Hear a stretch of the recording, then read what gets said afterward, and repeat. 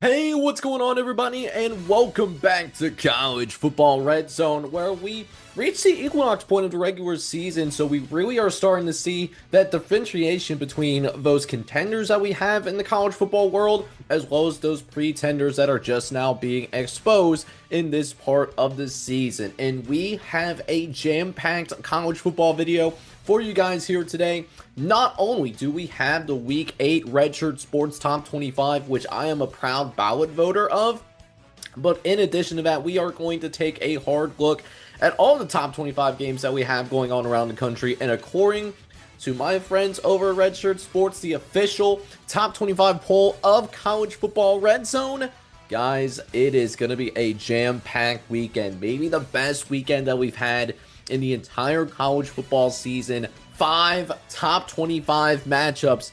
And so after we get through this top 25 and showing what that poll is like, we're going to preview every single top 25 game in a single video. You don't want to miss a thing.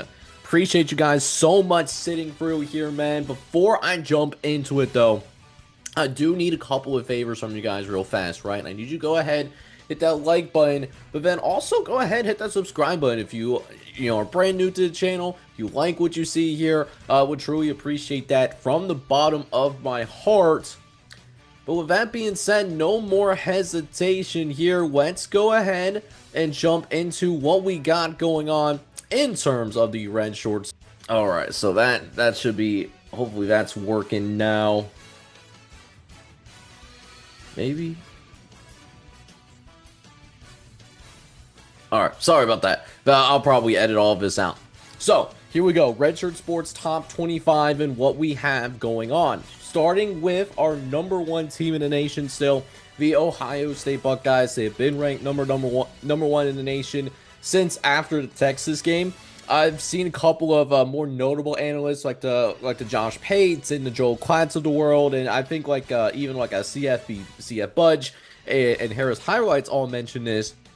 They're so good that it's boring, and that's, I guess, is a perfect way to describe Ohio State football. They only have the one ranked win against Texas, but they do have a couple of other quality wins in here against teams that aren't ranked in top 25, but should at least get some consideration. Illinois, which they dominated, and then Wisconsin, that they beat pretty handily as well, beating them 24-6. With that being said, that is your number one overall seed if the season ended today. Now moving on for the rest of the top 4. Miami still here at number 2. They've been hanging around this number 2 or number 3. They were on bye last weekend, but I would actually think that, I was overruled by my fellow ballot voters, but I think Indiana should be number 2 and Miami should be 3. It's not a huge gripe, but I do want to point that out. I think Indiana does have a slightly better resume, and that is especially after the Oregon victory. Getting that win on the road, I think that's more impressive than anything that Miami has done over the course of the season. Their best win being against Notre Dame. Could be some brand bias there, but Miami, number 2 team in the nation, and Indiana is number 3. Ole Miss for right now is still hanging around at number 4. Now, Ole Miss, they looked pretty shaky this past weekend. We saw Ole Miss struggle violently, actually, against Washington State. A game that they were a 32.5 point favorite in. They barely win by a field goal. Washington State actually had opportunities to win this game, and they just didn't have enough in the tank to pull off the upset. Would have been the biggest upset in the season if it happened. Right now, they're hanging in at number 4, but maybe a team that's on the verge of getting exposed, but that would round out your top 4. So your teams that will be getting first round buys, if the season did end today, you got Ohio State, Miami, Indiana, and Ole Miss. Those would be your top 4 teams as of right now. Now, with that being said, we'll go ahead and jump into what would be your first round matchups. And your 5 seed would actually be Texas Tech. Still, they do have the rank win against Utah, but they haven't just dominated Utah. Everyone that they've went up against, regardless of the level of competition, they have dominated. So Texas Tech, I think, really head and shoulders above everybody else in the Big 12 as of right now. So they would be your 5 seed in season end today. They are an undefeated Big 12 team. The team that they would go up against if the season ended today would be number 20th ranked USF. USF, they had that blowout victory against North Texas, and now USF positioning themselves extremely well. Yes, they do have the one loss, while Memphis still remains undefeated, and they're at number 22. But USF right now with the better resume, with the blowout victory over Boise State, with the blowout not the blowout victory, but a ranked victory at the time against Florida. We know Florida is a little bit down this year than expected, but still a pretty impressive win. Florida, a power-rated team that's at least in the top 30, so that does deserve some credit. And then they've blown out everybody that they've gone up against in American Conference play so far. So USF, they're ranked number 20 in the nation. They would be your hypothetical 12 seed if the season was to end today. They would be going and traveling to Lubbock, Texas to take on the Texas Tech Red Raiders. Now, keeping it rolling here in terms of who your 6 versus 11 seed would be. You got Alabama, number 6 in the nation now. They continue to climb in an upward direction. That is courtesy of probably one of the best resumes in the nation outside of that Florida State loss, which was very fascinating to see happen in real time, and now a little bit of a head scratcher now with Florida State losing 3 games in a row. But Alabama, gotta give them credit, they shook it off extremely well. They now have ranked victories over Georgia, Missouri, and Vanderbilt. That is the most ranked wins of anybody in this Redshirt Sports Top 25. That does include number 8 Georgia, who if the season ended today, they would be hosting a playoff game too. As for the team that Alabama would go up against, they do have LSU. LSU, a one-loss team in the SEC. Thought they had a really impressive win against Clemson, but that hasn't really aged very well. And just waiting for that other shoe to drop. Does it happen this weekend against Vanderbilt on the road? Vanderbilt is a favorite. We'll talk about that game in a little bit. But in the meantime, LSU would be your 11 seed. They would travel to Alabama to take on the Crimson Tide. So right there, you already have 3 SEC teams making the playoffs. And there's more where that came from. How about number 7, Texas A&M? Right behind Alabama, the resume outside of Notre Dame. The Notre Dame victory, not as strong as Alabama's. And I think it's a notable difference, which is why Texas A&M is behind Alabama at the moment. And to be candid, I think Alabama would be favored on neutral site field over Texas A&M. That being said, that's still a really good football team, one of the best offensive lines in the SEC. They know how to win in a multitude of lanes, which certainly does matter. They would host Georgia Tech, your second ACC team that would get in, currently undefeated, but a somewhat unproven team given how Clemson has had its downfall. You see how Clemson's kind of screwed over a couple of these teams in the top 25. Georgia Tech, however, still undefeated. That's why it finds itself in the top 10. It's, not a lot of undefeated teams left here in this portion of the regular season. You would see the Yellow Jackets also travel to Texas in order to take on Texas A&M. That now brings us up to 4 SEC squads. And finally, your last matchup that you would have number 8 Georgia taking on number 9 Oregon. Oregon reeling off that loss against Indiana, where Indiana beats them straight up. Something that I didn't think would happen. I don't want to go that far, but was an unexpected outcome. Although the model was higher on Indiana, so maybe in retrospect, I should have listened to the model a little bit more from that aspect. Still a really good team. They've dominated a lot of their competition. The Penn State win for them does not age as well. So Oregon does not have any quality wins on the resume either, but I still think this is a phenomenal football team. A top 5 power-rated team, in my opinion. Whereas Georgia does have a ranked victory over Tennessee. Can they notch another one up on that resume as well? They'll have an opportunity this weekend when they take on Ole Miss. Something to keep an eye on as we dive deeper into the college football season. So that would be your college football playoff field if this season were to end today. You do have 5 SEC teams, and then you do have 2 Big Ten squads, 2 ACC teams. You have a Big 12 team in there as well. Actually, no, 3 Big Ten teams. I forgot about Oregon. still used to Oregon being in the Big Ten. It's crazy to me. So 8 teams would come out, SEC or Big Ten. You got a couple of teams from the ACC in Miami and Georgia Tech. Texas Tech would be your only representative from the Big 12, and then USF would represent the group of 5. Although there is room for more than one G5 team. If more than one G5 team is deserving, and there is still a world where multiple G5 teams can coexist in the college football playoff, that is a possibility. Now, as for the rest of the top 25, I'm going to run through them a little bit more quickly. BYU comes in at number 13, still undefeated. Actually, they're one of the last teams out, only behind Tennessee. Tennessee coming in at number 12 in the nation. They'll have a chance to get into this college football playoff field if they can find a way to beat Alabama. Battle of one-loss teams between those two. BYU, they're undefeated in the Big 12, but they'll have their biggest test this weekend against Utah at home. It's really a big resume-building opportunity for BYU. We'll see if they can make the most of it. Notre Dame still hanging around at number 14 in the nation. They've been a 2-loss team that's been hovering in this top 25 for quite some time. They have dominated against their other games that they've played outside of those first 2 games against Texas A&M and Miami. But with that being said, they do have another ranked team in USC coming into their building. So a big test for Notre Dame. Can they scale up and finally get that ranked victory?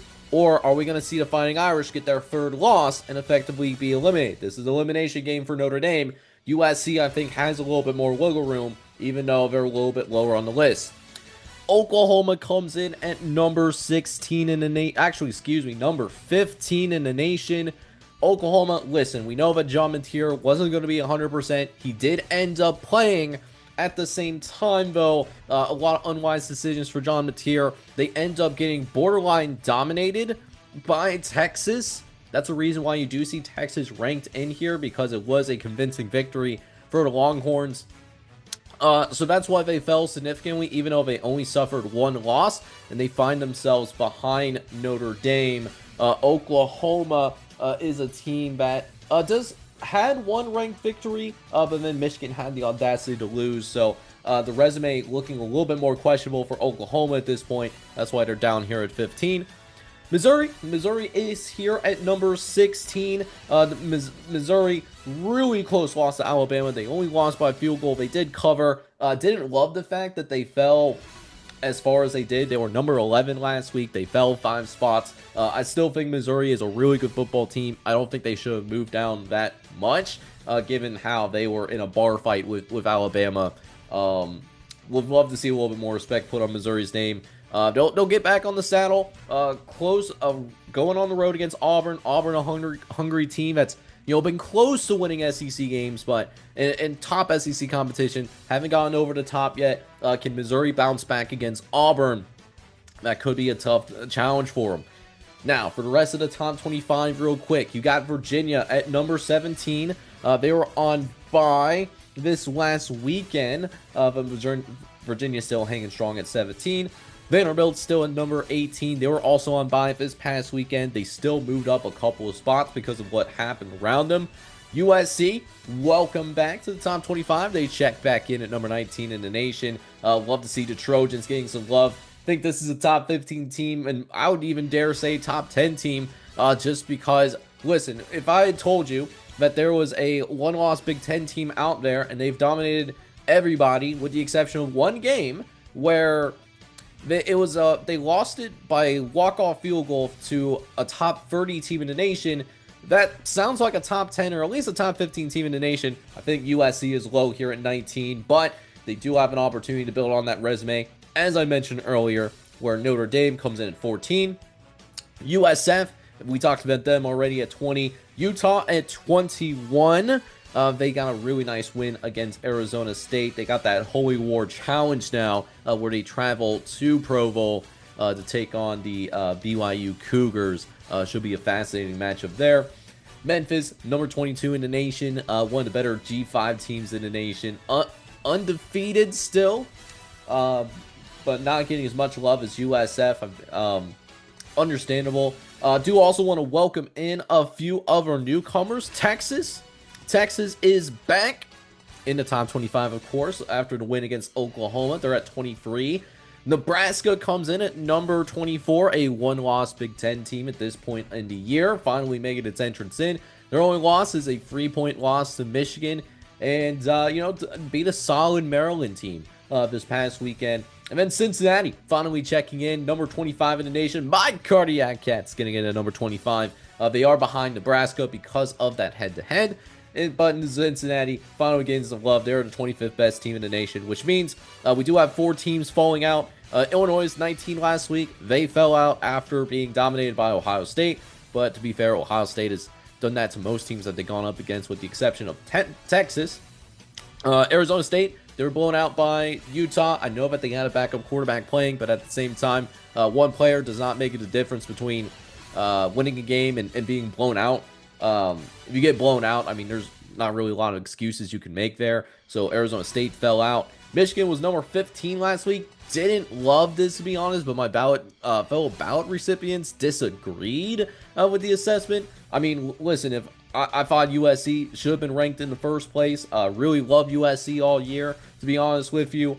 I thought Michigan should have still been ranked, but the folks disagreed. They fell out from number 15.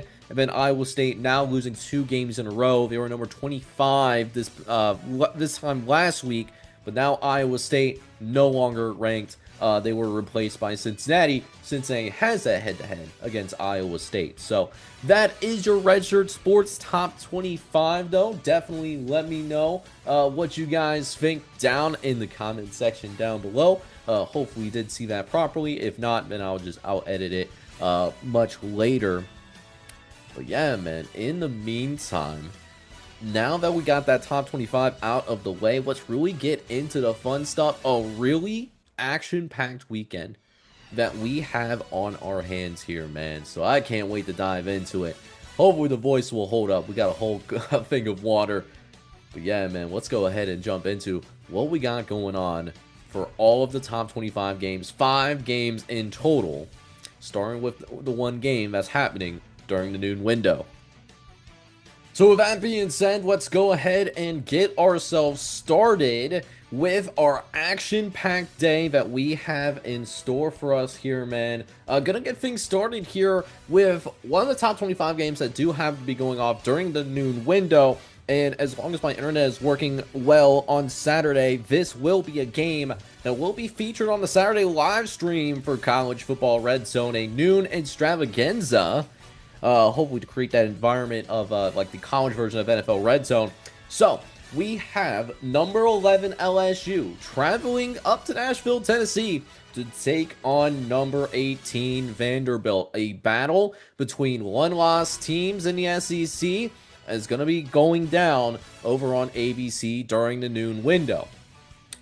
Do we know what this LSU team is? Has LSU hit its ceiling yet, or is this a situation where it's kind of like an old Mustang, right? Like a classic Mustang where it hasn't been driven in a while, the key is in the accelerator, but it hasn't fully turned yet. But once you see it turn on that Mustang, oh, it's a thing of beauty, a good old-fashioned American muscle power. Could that be LSU? Because I think what we have seen throughout the course of this year is that this LSU team, very sound, probably a borderline elite defense for the LSU Tigers. They have not given up more than 24 points in a single game this entire year. More specifically, they've given up just 10 points against Clemson. They only allowed 10 points against Florida. And even in the loss against Ole Miss, they only gave up 24 points in a loss that was on the road, by the way.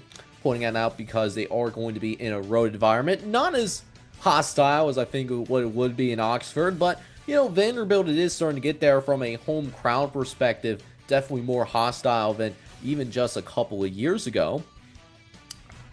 We know this defense is going to be really good. We know the defense is extremely good. One of the top defenses in the entire country, in my opinion. But has the offense Has the offense hit its ceiling? Is that what it's going to be? Or is there still another gear for LSU offensively? I think that's really the $1 million question in all of this. Because at this point in the year, we're midway through October. It's either now or never. Because it's not one of those things, most of the time, like especially once you get into November, you are what you are. And some of that could be even applied into the month of October. Is this what this offense is, where it's going to have to play a complementary style game, play the field position game, or even play the play really good defense, play a complete game, which will overall limit the ceiling of LSU for the year? Or is there another gear to this LSU team? Because you look at this LSU squad, led by Garrett Nussmeier, who, he's been solid so far. I mean, he might have underperformed expectations a little bit. He's still thrown for over 1,100 yards on the year. He's having a solid year. And you look at this LSU offense, even in the times where, they don't produce much. I mean, there's still flashes and there's still moments where you look at them, is like, they should be putting up a lot more points on the board than what they are. This has been pointed out to me in the Louisiana Tech game, where they only end up putting 23. Even the South Carolina game, specifically last week, they put up 20, but there was a couple of moments in the red zone and down by the goal line where they're not able to punch it in, and they falter in the red zone. So that's really, I guess, the $1 million question here. Is there another gear? And if there is another gear, can they take advantage of a Vanderbilt defense that is a well-coached defense, is a fundamentally sound defense? I think that was made evident in the Alabama game. But at the same time, this defense still has limits, because Vanderbilt cannot recruit at the same level as an LSU. They can't recruit at the same level as an Alabama. So, Vanderbilt can be, they're in a position where they could be a pesky team and they can really cause fits for anyone that they play in the SEC. But in terms of competing week in and week out and being a realistic contender to win the SEC, at the same time, Vanderbilt is one of those teams where if they hit 9-3, they would be ecstatic, I would think. And I think most Vanderbilt fans would agree with me from that perspective. Is there another gear where they finally put it all together and put together a really dynamic offensive showing? Because Vanderbilt is no slouch, right? I think they've proven beyond a shadow of doubt they are certainly no slouch. They even proved that in the Alabama game that they lost, where you really take a hard look at the Alabama versus Vanderbilt game. And Vanderbilt, mind you, going on the road in one of the toughest stadiums in the entire country to play in as a road team. And honestly, Clark Lea would probably sit down and tell you, we probably should have won that game. Between two red zone turnovers really was the difference, especially that first red zone turnover. They had a chance to at least take a 10-0 lead early and really quiet this crowd down. No, they fumble it inside the 5-yard line. Alabama recovers, and just the energy of the game completely changes. We know what Vanderbilt needs to do in order to come out and win against some of these more not high-powered, but these more upper echelon SEC teams. It's going to be, taking really good care of the football, winning that time of possession, taking advantage of red zone opportunities. That's the Vanderbilt formula to win. And really, Clark Lea, who I really like, I actually like Clark Lea more than Brian Kelly, is going to have to outcoach him in this one. Brian Kelly does have a little bit more margin of error to work with in order to win this game versus what Vanderbilt does. So, keeping that in mind, and also obviously if you're Vanderbilt, Diego Pavia and EY Stowers, they got to be on the same page. When we saw them play against Alabama, EY Stowers was shut down. He really didn't do much of anything in the Alabama game, and it really showed with the offensive output, because even though they were able to break off a couple of big runs against an Alabama defense that is not at the same level, I think, at LSU's, but they do a really good job of the bend but don't break mentality, where most of the time you're going to get yards against the Alabama defense. I think that's very straightforward here, right? At the same time, when it matters the most, Alabama's going to get those stops.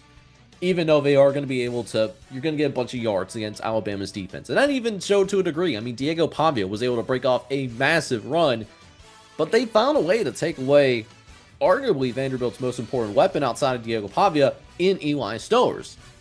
I think LSU is more than capable of doing the same thing. I think LSU is an even better defensive outfit.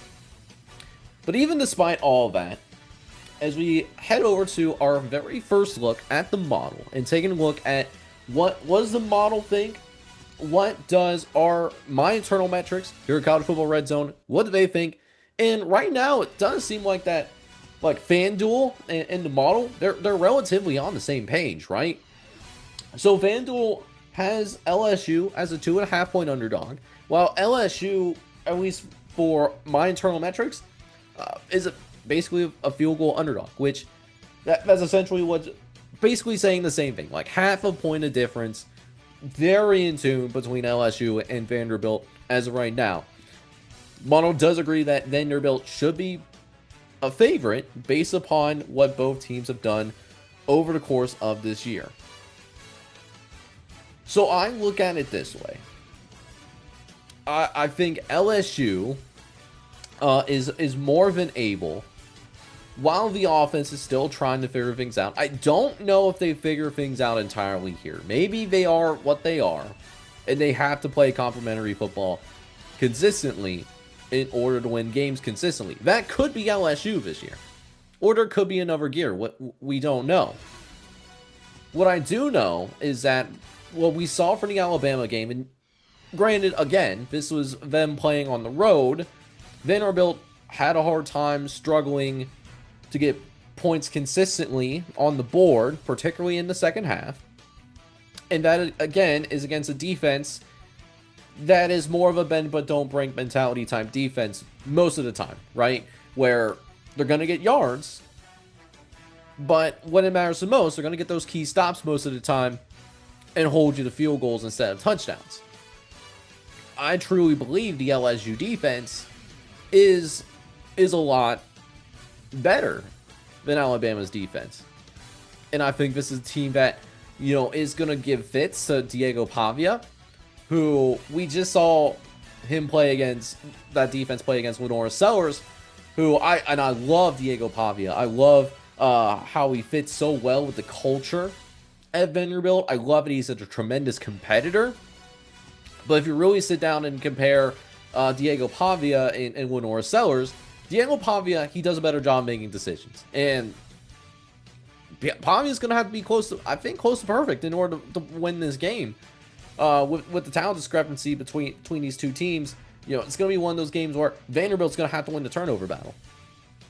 But he's not as dynamic of a runner as Lenora Sellers, and he doesn't have like the elite arm talent and doesn't have as many of those wow throws that Lenora Sellers has.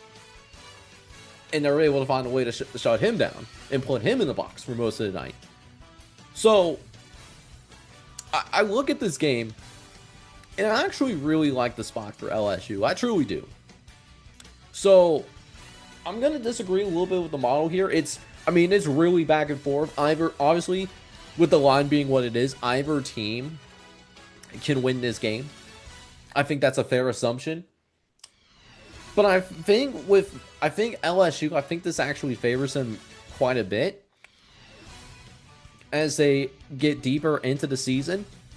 And while I don't think this will necessarily be like that get-right game that they're looking for in terms of getting that offense to fully click and to fully turn over like that old Mustang that I'm talking about earlier, I do think that this is a game where they can replicate what Alabama did and score just enough in order to pull the victory off. So not only do I have LSU covering here, but I'm going with them winning in what I expect to be a pretty defensive battle at the end of the day. Probably a game that's going to be in the 30s total. We'll be surprised if there's a significantly more than expected from a scoring perspective. I'm going with LSU winning in a defensive battle, going with 21-14 being the final score in favor of the LSU Tigers. And the crazy thing about it is, I mean, it's going to be it's going to be an extremely impactful day in the SEC. It truly is going to be like that. Because LSU and Vanderbilt, which we just finished talking about, that's not even the only game that we have in store for us. There are 2 other games just within the SEC that are going to have a big time impact from a national perspective, and of course in terms of the SEC championship race, the race to Atlantic. Because the next one that we have on deck, it's going to be happening at 3:30. We will have number 4 Ole Miss. They're going to be playing host this. Well, actually, no. Ole Miss is not playing host. I read my notes wrong.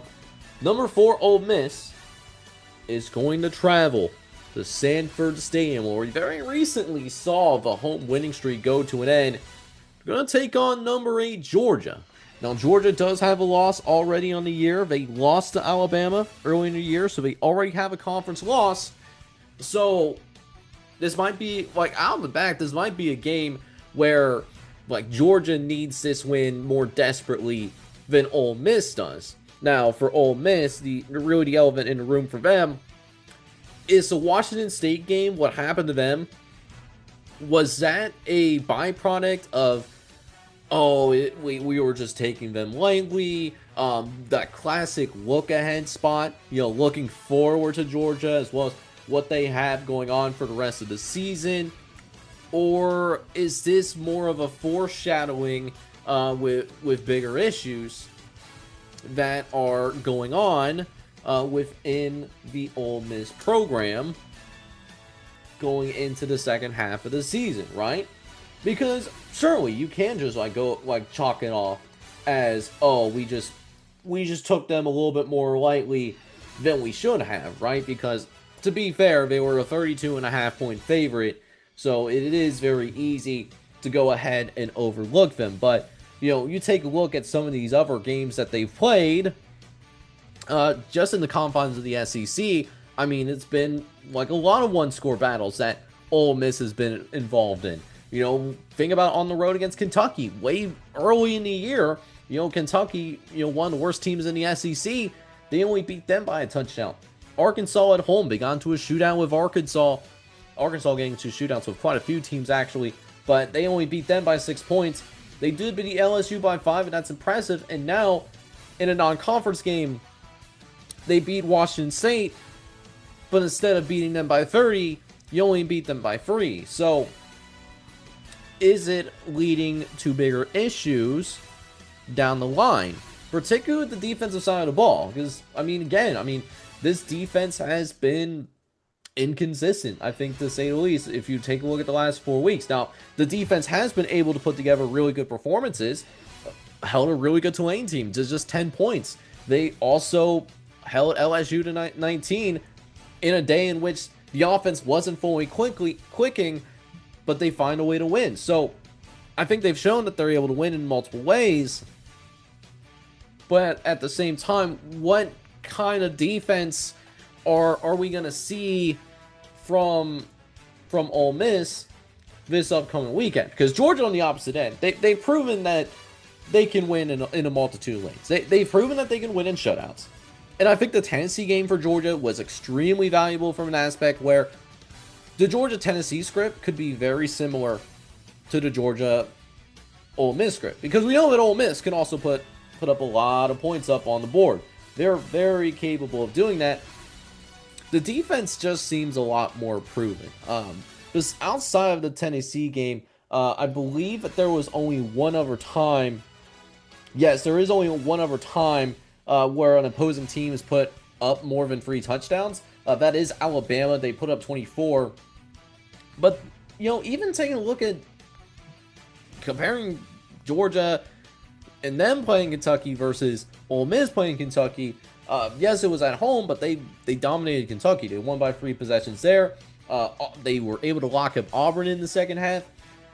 So right out the gate, I look at Georgia, and I think Georgia has more paths to victory than Ole Miss. Now, with that being said, slowing down this Ole Miss offense, again, that had an off week, but still is a team that has some offensive firepower, and that is with an emerging star in Trinidad Chambliss, former D2 guy.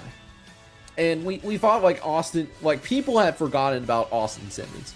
That is how impressive that Trinidad Chambliss has been, transferring in from Ferris State. But he's certainly not alone. Keelan Lacey, very impressive tailback, almost 600 yards on the ground, 8 touchdowns as well. Harrison Wallace III, dynamic receiver as well, over 350 yards receiving too. Well on his way to 700 to 800 yards on the year. Pretty solid. They're top 10 in the nation in terms of passing yards per game. They're in the top 15 in terms of points scored as well, and they know how to run that football. So Ole Miss, we know that they can put points on the board, but at the same time, again, what it really goes back to is what defense are we going to see show up for Ole Miss? If it's a good Ole Miss defense, then I think Georgia could be in some trouble, even in their home stadium. Because even though Georgia obviously is extremely good at home, I think we've seen from the Alabama game that they can be exposed. But again, we've seen Georgia's ability to find a way to win in shootouts. Gunnar Stockton, he has really stepped up his game thus far this year. And being a relatively efficient guy, right? 1,264 yards, 6 touchdowns, only thrown 1 interception. So it's not eye-popping numbers by any means, but he's taking very good care of the football. He has taken a step forward ever since we saw him play in the college football playoff and in the back end of the SEC championship too. So, needless to say, this is going to be a game that I think is going to be decided by turnovers. Whoever executes better in the red zone. And how do things hold up in the trenches? Georgia's able to impose their will in the trenches against Ole Miss, both sides of the ball, barbecue chicken for Georgia. If Ole Miss can hold its own, though, and they're able to find a way to buy time to utilize their speed and their vertical passing game, then on the opposite end for Ole Miss, maybe can cause some fits and really have Georgia in a fight for their lives. I think if Georgia obviously controls trenches and force Chambliss to making mistakes, I mean, this is a guy that has some playing experience at the D2 level, but playing the SEC is a lot different. So, all that said, we're going to pull up the model once again for the Ole Miss Georgia game. Interesting development here. So, as of when I'm recording this on Tuesday night, Georgia is a touchdown favorite, but the model thinks that Ole Miss should be getting a little bit more love here, right? That Ole Miss really should only be like a 4.5 point underdog. So, giving us a field goal in favor of Ole Miss from a spread perspective. I look at Georgia and I look at Ole Miss, and I think at the end of the day, I think what it barrels down to, not only do I like the fact that Georgia is home here, so I like the spot just because of that, but I think from what we've seen from the Washington State team game, I think Georgia's just a more well-coached team. I think they're a more focused team.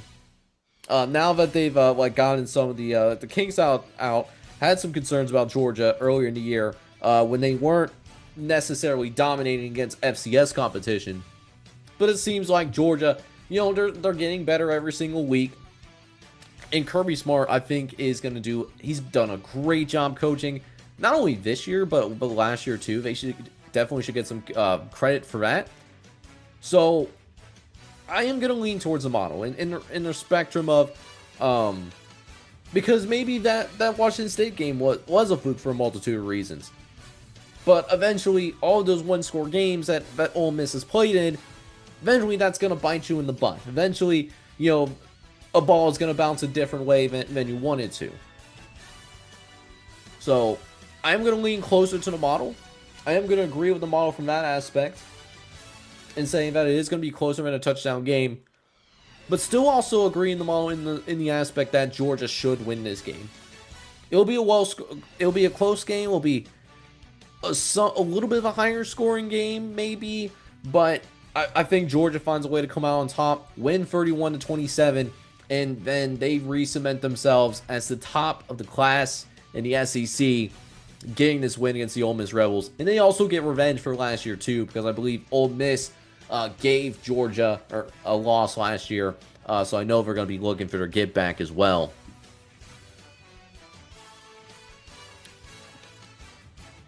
All right, so that is two SEC teams that we have already covered here tonight. But now we really get into the final SEC game that we have in terms of this big preview that we have going on right now. Now, this one is going to be taking place at 7:30 on ABC. Primetime television. There'll be a lot of eyeballs on this game.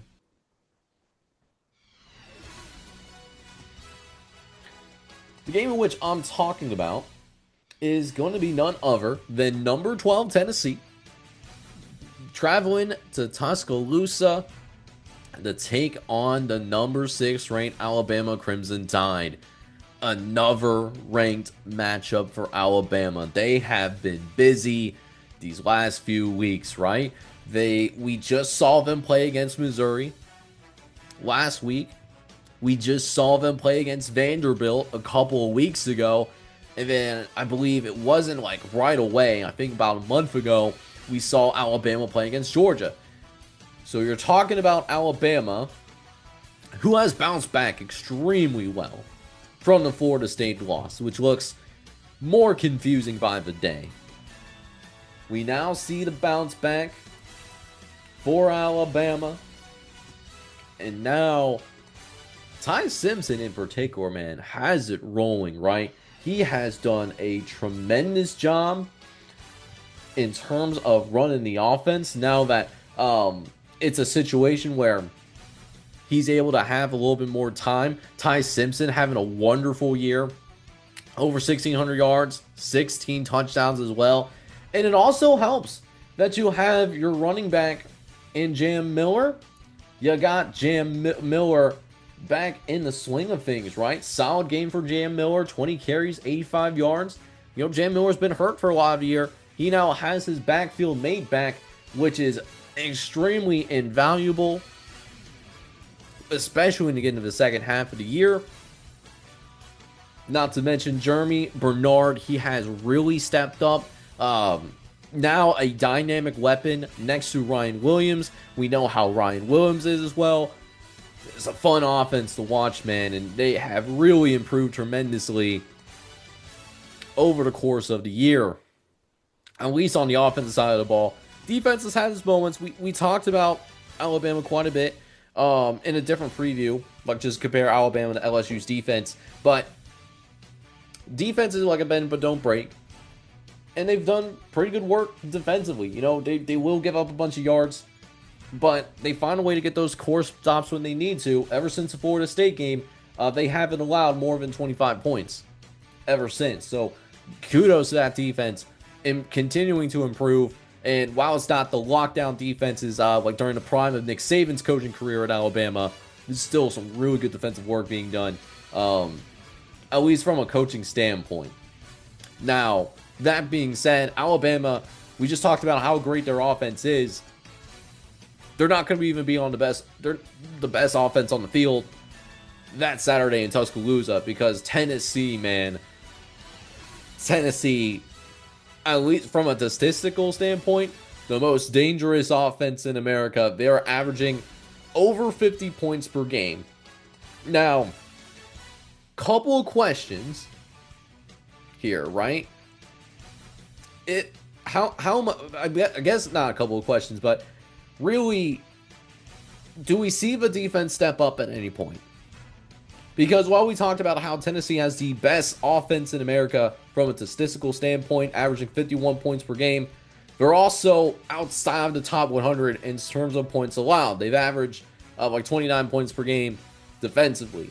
Doesn't sound terrible, but when you're in the bottom 30, basically your defense is not able to get key stops too terribly often. So, really for Tennessee, are they going to be able to have their fastball? And even if they do have their fastball, is that defense going to do enough to slow down this Alabama offense with Ty Simpson and Jam Miller and Jeremy Bernard and Ryan Williams on the outside? because I think Alabama's offense is even more dangerous than Georgia's, and they couldn't stop a nosebleed against Georgia. They allowed 44 in an overtime loss, right? So, and they've had close calls too. You know, they had close calls against Arkansas. They had close calls against Mississippi State as well. Another overtime game for Tennessee. Now, a big reason why that offense is so good, though, Joey Aguilar, he has fit in so incredibly well. It has been a tremendous add in the transfer portal. So again, Joey Aguilar in that offense, gonna have a big day, because you don't know how much you're gonna be able to really rely on stopping this Alabama offense on the other end. We saw it in the Georgia game. We saw it in any other SEC game that Tennessee has played in, frankly, between Mississippi State and Arkansas. So I wonder that if Tennessee's going to be able to have their fastball, I feel like they're going to need it. Even if they have the fastball, can the defense do enough? You know, you don't have to be a lockdown defense. I'm not asking you to be 85 Bears. I'm just asking you to be competent. Can you be competent on Saturday? If you can be competent on Saturday, they have their fastball. I like their chances. But I got concerns for Tennessee, though, on that defensive side of the ball. Other factors to definitely keep an eye on is, can Tennessee win time of possession? I think winning the time of possession, having those methodical drives, I think that could help in terms of making sure that you keep that scoreboard continue to be light up, on top of giving your defense enough breaks so that you're not getting in compromising positions. Whereas for Alabama, can your pass rush get home enough to bother Joey Aguilar, or create enough pressure in a sense to where you speed up the decision making for Joey Aguilar, create some turnovers from that sense? That, I think that's really important. So I think for Alabama, I think everyone wants to start fast, but I think in this particular game, I think that's extremely important. You don't want to fall behind and try to play catch up with Tennessee. That is a recipe for disaster. Alabama, you do not want to be in those situations. But on the opposite end, if your defense can force some uncomfortable third and long situations to where, hey, the play calling is a little bit more predictable, I think that would be a huge recipe for success in terms of slowing down this Tennessee offensive attack. So, all of that in mind, let's pull up the model. What do we have going on in the model right now? So, Alabama is actually favored by more than a touchdown right now on FanDuel. It's an 8.5 point favorite as of me recording this on a Tuesday night. Now, at the same time, though, our model actually is higher than FanDuel. Alabama is favored by close to 2 touchdowns, 13.5 point favorite according to the internal metrics here at College Football Redzone. At the end of the day, I look at these two teams. I just feel like Alabama is a more complete team that can win in a multitude of ways, in a multitude of methods. While Tennessee, I really feel there's really only one type of way for them to win, the way of the shootout. And even if it is a shootout, it's not fully guaranteed that Tennessee can win the game, because the Georgia game is the Georgia matchup earlier in the year. That's a perfect example of that.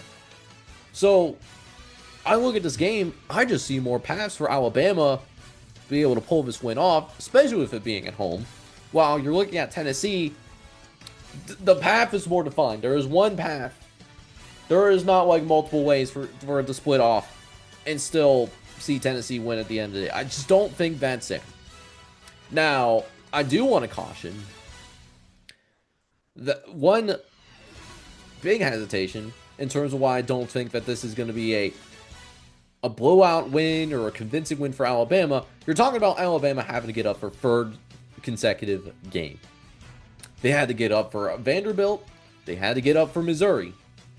Can they get up fully for Tennessee? I know it's going to be third Saturday in October. Emotional matchup, but Alabama has played emotionally draining games against Vanderbilt, against Missouri. Games in which did hang in the balance for most of the ball game. So that is my big hesitation there. And it is possible that Alabama can't fully get up, even though this is a rivalry game. So I do want to caution from that perspective, but I still feel more comfortable with picking Alabama at this time than Tennessee. With it being the third Saturday in October, though, I do think it's going to be closer than what my model says. I don't think it's going to be a case where we see the Crimson Tide win by multiple possessions. I think it's going to be a much closer game. But I do think Alabama does enough to slow down the Tennessee offense. And it's a little bit more of a high-scoring affair, but I'm going to go with 35-28 type of deal. I think that Alabama will do enough to slow down Tennessee, while Alabama will be able to put up points on their own. I don't think it's going to be a game where we'll see either team in the 40s like the Tennessee-Georgia game. I think Alabama wins, but I will go with Tennessee covering, primarily because of the fact that Alabama's going to have to get up for another game. That does matter. All right, so we'll take another drink. Oh, gotta make sure y'all stay hydrated, man. Hydration, so important. So important. Even as we're getting into the fall, it's a little bit cooler. Very happy that this game is very much cooler. So now let's go ahead. Let's venture outside the confines of the SEC, because you're not going to believe this, but there's college football, really quality college football, coming through and being played outside the confines of the SEC. How about a non-conference matchup, dare I say it, as we do have one on our hands this weekend, also having that 7:30 window. And guys, that late window is going to be absolutely insane. We have number 19 USC, newly ranked USC. I've always believed in the Trojans. Glad my ballot mates can agree with me. Now taking on number 14 Notre Dame. And for both of these teams, maybe you haven't paid a ton of attention to them. Probably the last thing that you remember from USC is, like, early on, you did see this USC team. They haven't played like a ton of competition, right? We did see them with the walk-off field goal loss against Illinois, but then we did also see them pull a very convincing win against Michigan as well, being them 31-13. Non-conference schedule, that is what it is. Not really a ton to really talk about there, but I mean, USC is a team that has dominated its opponents, right? Outside of the Illinois game, where they've been averaging a winning margin of about 24 points per game. That should be extremely impressive. So, but the million-dollar question with them dominating in the non-conference competition is, can USC have this ability to scale upward and match the level of competition that they're going up against? It was a little shaky at first with the Illinois game, but now that we've seen it against Michigan, and it was like an impressive win, maybe one of those moments where, we see really that corner being turned for USC football under Lincoln Riley, where USC is able to put together a complete team. And we always knew that Lincoln Riley was a very gifted offensive mind, but his defenses were what always held him back. And we see that identity shift in a sense of, the defense is really starting to pick up, and maybe we really start to see, this next chapter of Lincoln Riley being fully implemented and being realized. Now, on the opposite end, in Notre Dame, the question of whether they can scale upward and play at a high level against high-level competition, that still needs to be answered, right? We saw them really early in the year, and they were really competitive games, right? They were really competitive games against Miami, and it was a really competitive game against Texas A&M. They lost both, but they were really close losses where a ball bounce here or a ball bounce there, you could see Notre Dame could have won both of those games. They lost both, but they could have absolutely won both of those games. Now, they dusted themselves off, and it was controversial at the time, but I always kept Notre Dame in the top 25, even when they started 0-2, because I believe that Notre Dame was still one of the best 25 teams in the country when they barely lose to top 10 programs by a combined 4 points. And what they've done against non-top 25 teams has helped proven that point. Winning convincingly against Purdue, winning convincingly against Arkansas, to the point where Sam Pittman gets fired. Notre Dame causes a coach firing, and then they beat a really good Boise State team, one of the better teams in the G5, not in that playoff conversation currently, also because of that loss to USF. But that's still going to be a really good team in Boise State that is still the favorite in terms of winning the Mountain West. Still a really good squad. But the question still remains, can they scale upward in terms of high-level competition? And this is a high-level competition, and you're going to see it in a moment with the model.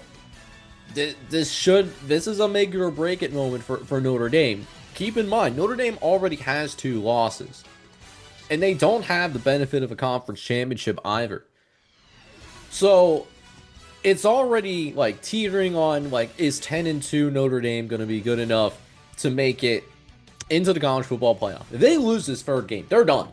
They straight up, they are going to be done. There isn't a lot of other opportunities for Notre Dame to pick up signature wins if they don't get this USC game. So even if they win the rest of their schedule after this, 9-3 ain't gonna do it. I'm sorry, it just ain't happening.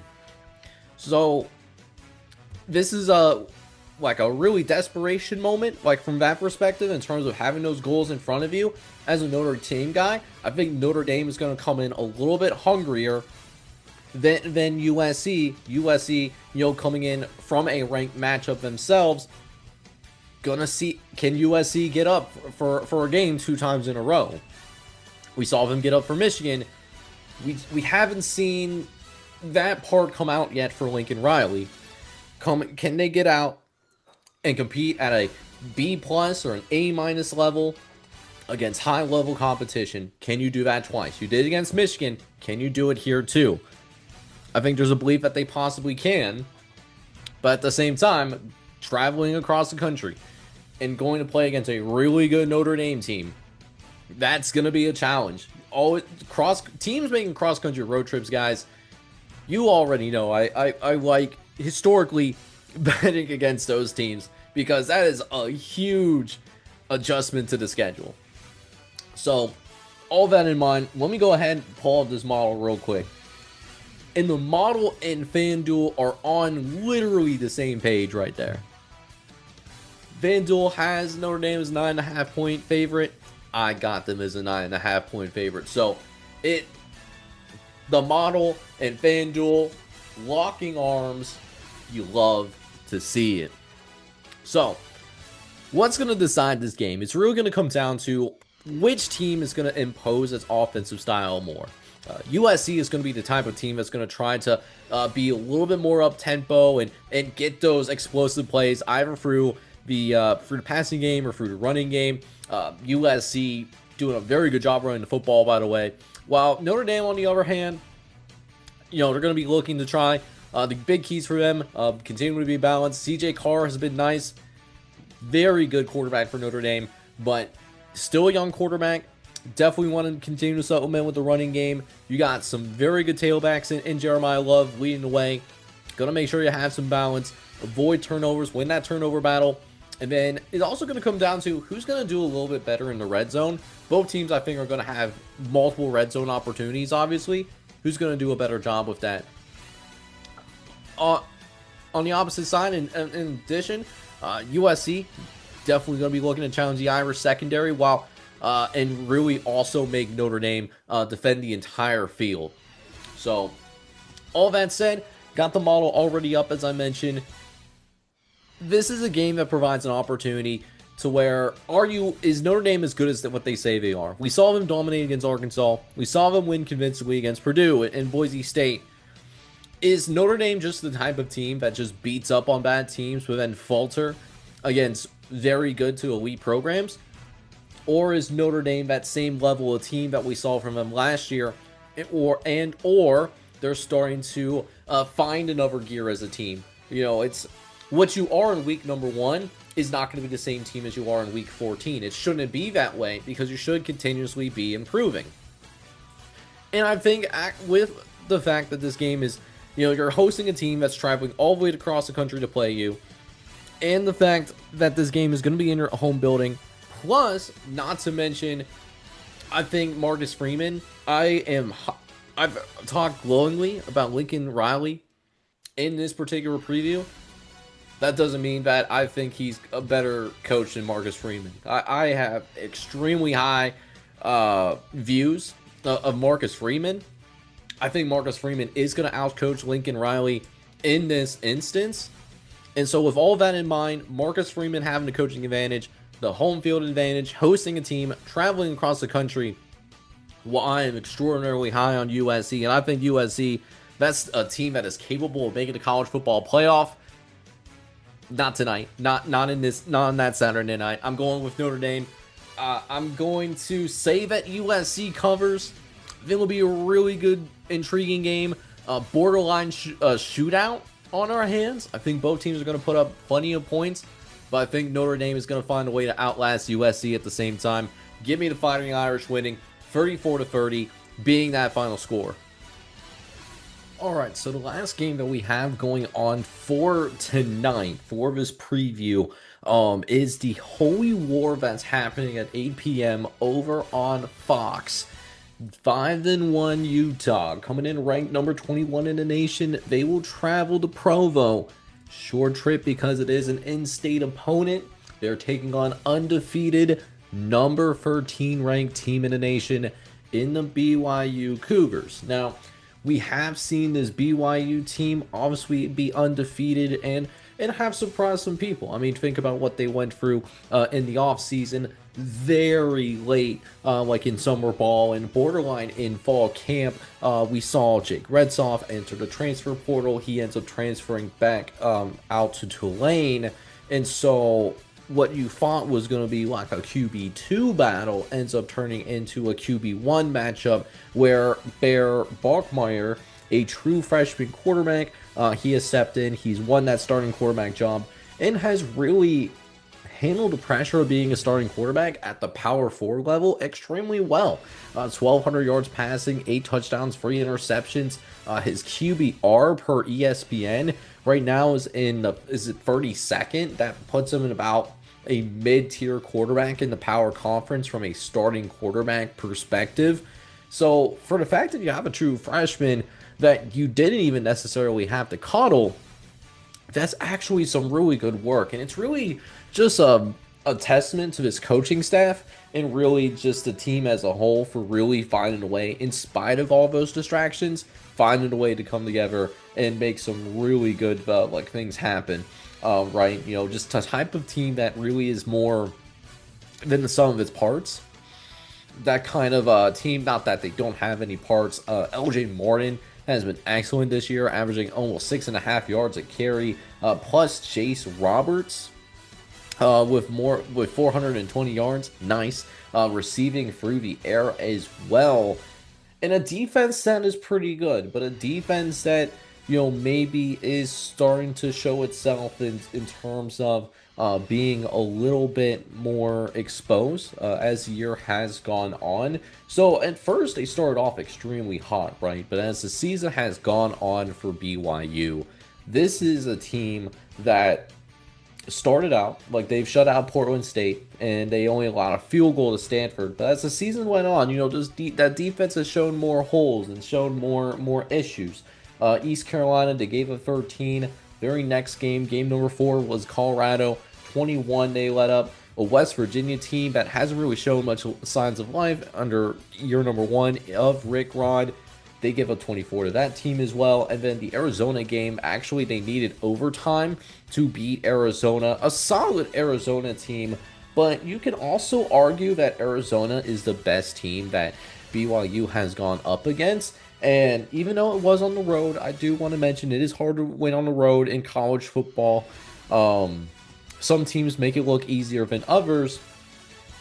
At the same time, though, it's just a little concerning just from the standpoint of, you know, can this BYU team scale up and play against top competition? Because this Utah team on the other side, that this Utah team is going to be the toughest team that BYU has played up against all year.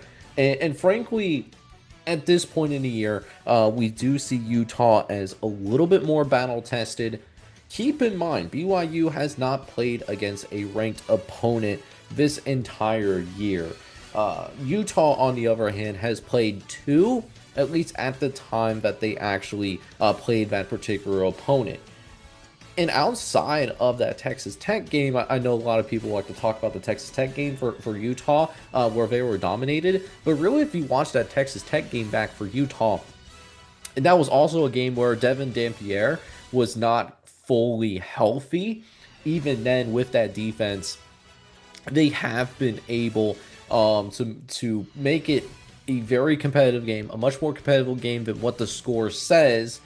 And yes, it looks bad on the scoreboard, but at the same time, like this Utah team, like having a four-quarter game, even though they may have not had their typical fastball on offense, because usually Utah is able to control the line of scrimmage, they weren't able to do that, and that's how we got that score. But give all the credit in the world at the same time to Utah, right? They were also able to bounce back extremely well. I mean, look at the West Virginia game, a team that BYU didn't struggle with, but they didn't necessarily dominate either. That was not the case with Utah either. They won 48-14. That ends up being the final score there. And then they just came off dominating Arizona State. That was a game that we just previewed. That was a game in which we thought that Arizona State would win that game. Granted, when we recorded that, that was under the assumption that Sam Levitt would play. We had Jeff Sims play instead.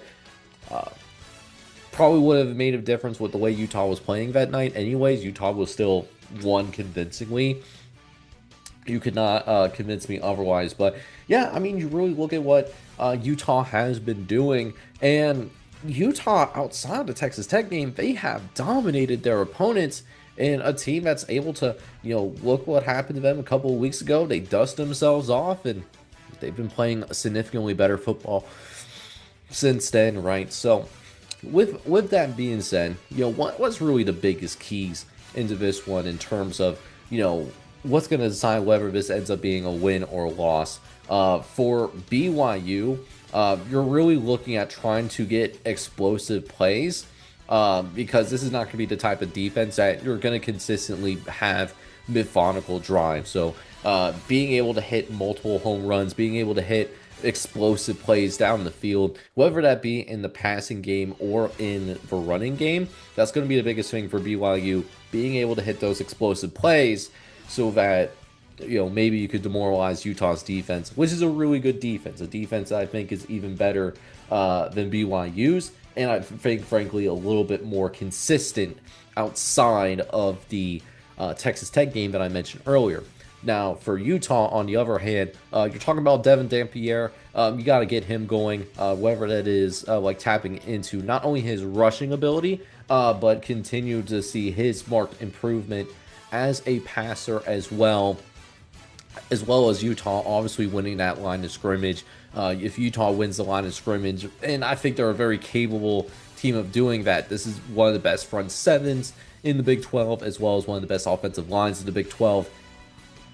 That it could make it a really long night for BYU, even though this game is happening at home, which does lead me into pulling up this model one last time tonight, and let's talk about what does FanDuel think and what does our internal metrics here at College Football Red Zone, what are they showing us here as well? So FanDuel is showing a 3.5-point favorite in favor of the Utah Utes. Model is a little bit tighter, actually quite a bit tighter. Utah only listed as a 1-point favorite. So what the model is saying is that on a neutral site field, BYU would in fact be favored on a neutral site field over Utah. This was happening in, say, Big 12 championship. Just throwing that out there as a hypothetical. Not saying that these two teams will in fact meet up in the Big 12 championship game. So I honestly been feeling really conflicted about this game, because I know that BYU coaching staff, their head coach, his name is I can pull out his face. I can't remember his name. I know his name is a little bit hard to pronounce. I do think that I see more paths for Utah to be able to win this game. Not just because I think they have a more dynamic quarterback and a tad bit and a more experienced quarterback in Devin Dampier. I do think that distinct advantage in the trenches that Utah has shown through most of the season is going to come out and show itself out once again. Again, I think BYU is an incredibly coached team, but even then, like, Utah is incredibly well coached as well under Kenny Whittingham. But I do want to give BYU their flowers. They have found ways, even with the late departure of Jake Redsoff, to be able to find ways to win consistently and prove a lot of people wrong. And this is absolutely a rivalry game, so the Holy War can, can bring some unexplainable things. We have seen that happen before in rivalry games as well. So I don't want to outright sit here and dismiss BYU, but even though, candidly, BYU was going to be my original pick to win this game, because I do like the fact that this game is happening at home, and that's a very good environment within the confines of the Big 12. I think I just trust Utah a lot more the more that I've sat down and I thought about this game between when I first started writing this preview up, writing the script up, and now getting into the actual pick. So originally I was going to go in one direction, but I think I'm going to go in a different direction instead. I'm going with Utah winning because I do like their quarterback play. I trust quarterback play a little bit more. I think they're going to win in the trenches, which is going to limit what BYU is going to be able to do offensively. It's going to be able to put them in a position to where they're going to be able to really rattle up Bear Bachmeier, who is a true freshman, I believe. Either a redshirt freshman or two freshmen. Either way, freshman, very young quarterback, hasn't played a ton of football. Devin Dampier has played more football. So for those reasons, that's why I think I am going to, in fact, go with the Utah Utes. I'm going to define the model because I am going to take it like a step further. I do think Utah also covers. Going to be a very competitive game. I really do believe that. I think BYU is going to put up a fight. It is at home. It is a rivalry game. This is not going to be an easy win for Utah by any means, but I do think that there's more paths to victory for Utah than there is for BYU, and because of that, I am going with Utah winning 31-27-ish being that final score. An 8 p.m. game on Fox. Very excited to see how it turns out. It's going to have some massive implications for the Big 12.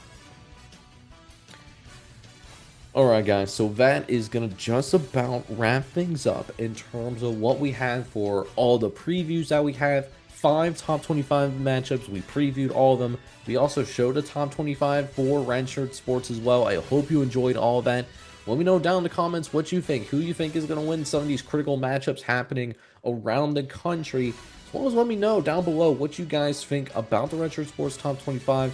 Do you think a team is too high or too low, or do you think there is a team that should be ranked in the top 25? Granted, if you like the poll, give me all the credit. If you have any issues, please direct it to other ballot people that have voted on this. I'm the only person that's voting on that ballot for this top 25. And of course, guys, if you made it all the way through this video, you guys are the real MVP. I just need a couple of more favors before I sign off here tonight. Hit that like button, hit that subscribe button if you haven't done so already. But with that being said, I'm your host Jake of College Football Red Zone signing off. Hoping you guys are all out there having a good one. Take care, everybody.